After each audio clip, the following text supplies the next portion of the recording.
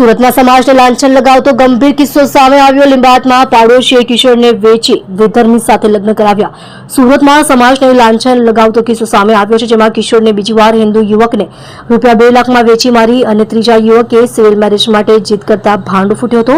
સમગ્ર ઘટનામાં 5 લોકો વિરુદ્ધ પોલીસ ફરિયાદ નોંધાઈ છે। દુષ્કર્મ પોક્સો હેઠળ નોંધાઈ પોલીસ ફરિયાદ, જેમાં નૂરી શેખ, વસીમ શેખ સહિત 3 લોકોની ધરપકડ કરવામાં આવી છે। સામાજિક અગ્રણી અસલમ સાયકલવાલાને મળતા આખો મામલો પ્રકાશમાં આવ્યો હતો। લીંબાયતમાં 14 વર્ષીય મુસ્લિમ તરુણીને નજીકમાં રહેતી 2 મહિલાઓએ 2 લાખ રૂપિયામાં મહારાષ્ટ્રના સોલાપુરમાં હિન્દુ યુવકને વેચી દીધી હોવાની ઘટનાએ ચકચાર મચાવી હતી।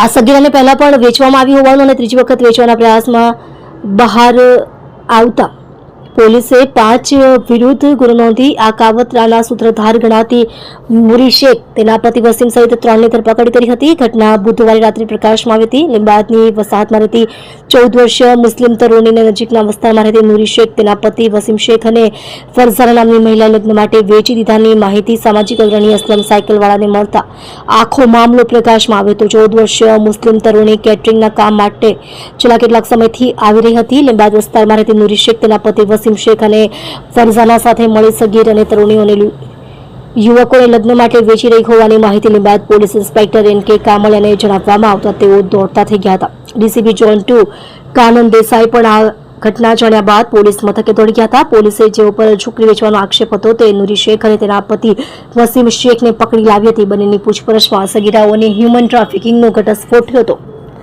નૂરી અને ફરઝાના કેટરિંગમાં કામ કરતા હતા। તેમની તાબામાં 14 વર્ષીય મુસ્લિમ તરુણી કેટરિંગના કામ માટે છેલ્લા કેટલાક સમયથી આવી રહી હતી। આ તરુણીને તેમણે પૈસા માટે 2 વખત પરણાવી દીધી હતી। એક વખત 50,000માં અને બીજી વખત 2 લાખમાં સોલાપુર વેચી દીધાની કબૂલાત કરી હતી। પોલીસ આ રેકેટમાં શામેલ નૂરી શેખ, વસીમ શેખ, ફરઝાના હતા અને જેની સાથે આ બજરીથી લગ્ન કરાવ્યા હતા તે સોએબ અને સોલાપુરના યુવક વિરુદ્ધ બળાત્કાર, પોક્સો અને હ્યુમન ટ્રાફિકિંગ 1ની કલમ અંતર્ગત ગુનો નોંધ્યો હતો।